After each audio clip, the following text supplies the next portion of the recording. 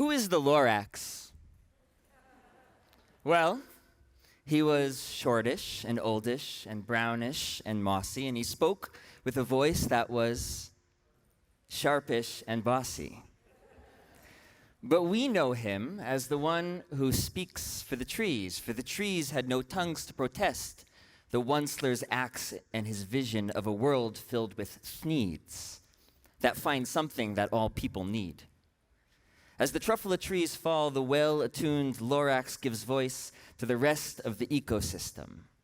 The brown barbaloots, the humming fish, and the swami swans, who could no longer sing a note, for no one can sing who has smog in his throat. Again, who is the Lorax? The Lorax is a plea, now 51 years old, to see the natural world differently, to value it on its own terms, an imaginative leap back to the age when we knew how to listen to non-human voices, when the whole world shimmered with vitality, when we animated these beliefs through stories, when stories mattered. What more do we need to hear? There is nothing ambiguous about the science of climate change. No fact missing from the UN's IPCC reports. There's no shortage of newspaper articles detailing the devastation that's already occurred and the suffering that awaits us. A third of Pakistan was just underwater. We are trapped in a quicksand of our own making, unable, unwilling to move even as the horizon disappears. There's plenty of blame to go around. Corporations that prioritize shareholders over shared resources, politicians who stoke the flames of denialism while forests burn in our backyard, and the collective sum of our individual choices to eat, consume, and travel the way we do. But behind each of these failures is a story that drives our destructive action, a story so diffused in the air we breathe that we don't even realize how blackened our lungs have become, while the earth is wheezing beneath our feet. What is the myth that fuels climate change? What is the master story that we've unconsciously adopted that makes it so hard to break free from the cycles of belief and behavior that are destroying the world around us? I believe this is the most urgent question we can ask on the precipice of a new year, on the day we call Hayom Harat Olam, the day the world is conceived. Because myths are roots. Everything grows from them. Everything depends on them. And since they are concealed, we often don't know the extent of the rot until the tree topples, unless, the Lorax said, as he lifted himself through a hole in the sky, we can tell new stories and plant new roots. We are so entangled in the destructive myth that we barely notice how often it shows up in our lives. But once in a while, the sap rises, and what should have been sweet is instead bitter. It was my first day in Crescent City, California, where I'd spend the next 6 months farming on 15 acres of vegetables, orchard, and livestock.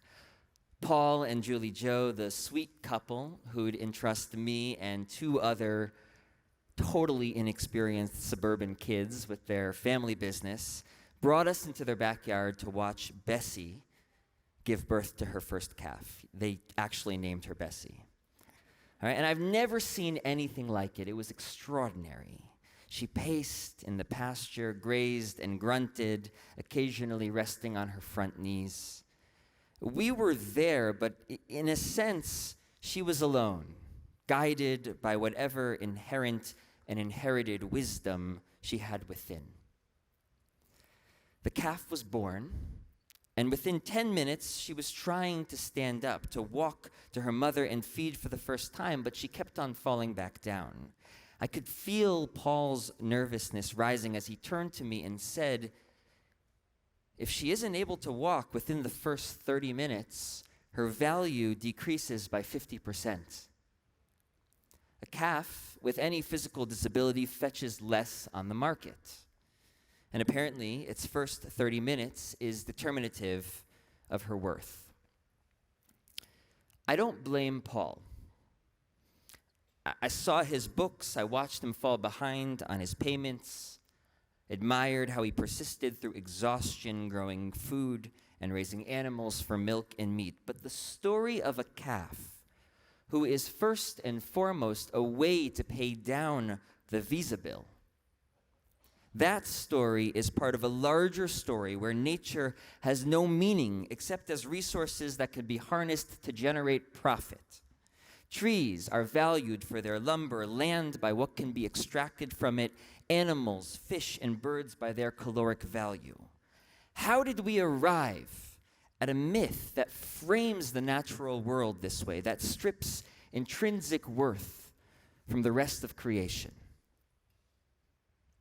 Amitav Ghosh, in his brilliant 2021 book, The Nutmeg's Curse, traces this ideology to the encounter between European colonizers and the indigenous peoples of the Americas, many of whom believed in the sacredness of earth and the vitality of trees, mountains, and rivers, people who were in dialogue with the natural world, who listened and interpreted to the stories of non-human actors with whom they shared the landscape. He writes, colonization was not solely a process of establishing dominion over human beings.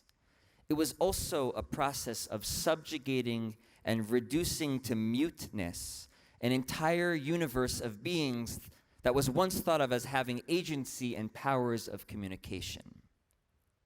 In other words, facing an indigenous ideology that gave voice and attributed wisdom to the natural world, the colonizers silenced that story, replacing it with the notion of a desacralized, inanimate earth. These mutings, Ghosh continues, were essential to the new myth of economic extraction, because in order to see something as a mere resource, we first need to see it as something that makes no moral demands of moral engagement with us. It is by representing a vast continuum of human and non-human beings as voiceless that the colonizer turns them into resources to be used as slaves and commodities. Stories generate relationships. When I know your story, where you come from, what you've seen and what you hope for, empathy becomes possible. I can feel your pain alongside you. Feel the call within to respond. When I know your story, my heart is tugged towards action, even when it's inconvenient, towards responsibility, even when it involves personal sacrifice. But by silencing the stories of people and plants, of earth, and everything that didn't look like them, the colonizers displaced living beings of all kinds from the realm of moral engagement. The consequences of this mythology bridge the ecological with the social, silencing the cries of the earth alongside the cries of the poor who are at the forefront of this unfolding tragedy. The brunt of a brazen treatment of earth is felt disproportionately by communities of color, the economically disadvantaged, and in a cruel irony, the very people whose lands were plundered by colonization will be punished again by the worst impacts of a changing climate their oppressors brought forth. We live in the aftershocks of this dangerous myth, and we barely even realize that the earth is shaking. We've taken this story forged in violence and made it our own, seeing the natural world only through the prism of its extracted use to us. And as a result, the rivers are flooding, villages are sinking, the bees are collapsing, the ice is melting, and few are listening. Because as the old story goes, How could a lifeless resource have something to say? But that's not our story. It's not the Jewish story. The Jewish story, from the days of creation to this day of recreation, is that every being on earth has a story to tell. The earth and its non-human inhabitants are a communion of subjects, not a collection of objects. They matter well beyond the dollar sign we ascribe to them. In the words of Rambam, issuing a prophetic rebuke to the colonialist myth that would seize our worldview, it should not be believed that all beings exist for the sake of humans. On the contrary, all the other beings have been intended for their own sakes. The Jewish story teaches that animals, plants, and the earth compose their own narratives and are endowed with the ability to form relationships with each other, with us, and with God. Ours is a tradition where mountains dance like rams, harim rakdu elim, where the trees of the forest shout for joy, az yirananu kol atze ya'ar, where the earth trembles, chuli aretz, and the land spits out its inhabitants if we defile it through misdeed, v'taki ha'aretz et yoshveha. These images remind us that the richness of lived experience is not unique to humans alone. And when we learn to listen to the songs, cries, and stories of the world around us, moral engagement is demanded of us. We begin to pause and consider how our actions impact the living beings around us. The scientific reports, tragically, are not moving us to the paradigm shifts we need. And the colonialist myth clouds our vision, locking us into a way of living that we know betrays the true nature of the world around us. What we need are the old, new Jewish myths to show the fly the way out of the fly bottle. We need a new vocabulary that helps provide the psychic and spiritual energy necessary for the work ahead, which is extensive and touches on every sector of activity. That's why this isn't a sermon about the 10 things we should all do differently to mitigate the impact of climate change. That list exists, and we should do them. They'd really make a difference. But what we fundamentally need is for a new story to take root so deeply in our being that every decision draws from it. How we eat, build, travel, vote, prosecute and defend, invest and divest, how we live and love. Culture change always starts with stories, because stories help us see the world in a subjunctive mode, how it could be, not just how it is. Our task is to tell stories from the perspective of non-human voices, stories that give life to all the beings seen and unseen that inhabit a living earth. As Robin Wall Kimmerer writes in Braiding Sweetgrass, our relationship with the land cannot heal until we hear its stories, but who will tell them? Let's start by telling our own. 2 men were fighting over a piece of land. Each claimed ownership. To resolve their differences, they agreed to put the case before the rabbi, who listened but couldn't come to a decision. So finally she said, "Since I cannot decide to whom this land belongs, let's ask the land." She put her ear to the ground and straightened up. "Gentlemen, the land says that it belongs to neither of you, but that you belong to it." What would happen if we took this story seriously? If the voice of the land was considered when we made decisions about what to build, if forests were consulted before we turned them into pasture, if we asked the earth for permission to take from it because we belong to it. In 1855, a chief of the Cayuse tribe refused to sign a treaty because he felt that it excluded the voice of the earth. I wonder if the ground has anything to say. he asked. So here's where I need to say that I know what I'm asking of us is hard, and it might feel out of reach or even naive. Okay, in my 20s, I spent 6 years farming, raising animals, growing food, wearing shoes much less often than what was socially acceptable. But listening to the earth? How? What does that mean? What language do trees speak?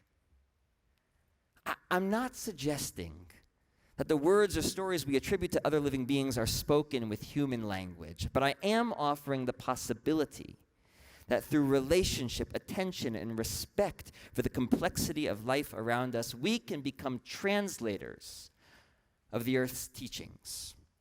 We can tell stories like scientists such as Suzanne Simard does about how healthy trees share nutrients with sick trees through fungal networks underground, even taking care of other species. Stories about how a tree that's being attacked by insects will produce pheromones that waft through the breeze, warning trees downwind to produce defensive chemicals to ward off the attack.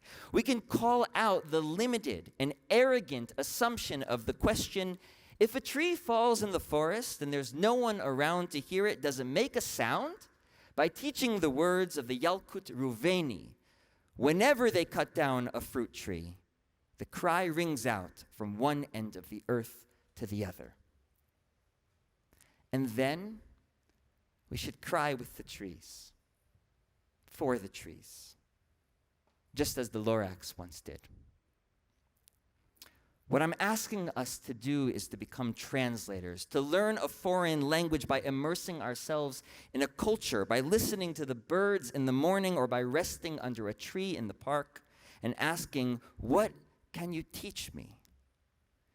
Right? Think about a place that you love. A park, a campsite, a mountain, a lake. Have you ever felt an answer emerge from the quiet? What story could you compose from that answer? Okay, translation always leaves a little behind, but without translation, we'd be living in provinces bordering on silence. We would fall for the myth that says we're the only ones with Torah to teach. The story goes that the man who wrote down the oral Torah, Rabbi Yehuda Hanassi, was engaged in his learning when a calf being led to slaughter rested its head on the rabbi's lap and cried. He shouted, "Go! You were created for this purpose." At that moment, it was said in heaven, since he wasn't compassionate, let afflictions come upon him. For the next 13 years, Rabbi Yehuda Hanassi suffered from a toothache, until one day, his daughter was sweeping the house and found some weasels lying about. She was about to kill them when Rabbi Yehuda exclaimed, "Let them be! Rachamav al kol ma'asav." God's mercies extend to all of creation. I hope it doesn't take us 13 years. I hope we'll wake up to the cruelty and the arrogance of the old myth and bury it before too much suffering arrives. I hope this year is the beginning of telling a new story about how the earth shimmers with vitality. A year of learning to listen to the voices of all living beings and translating their wisdom into the urgent Torah of our time. To shift our course from collision to connection, the first step is to embrace a new story, from which the seeds of change must then be planted in every corner of the earth. Shana Tova.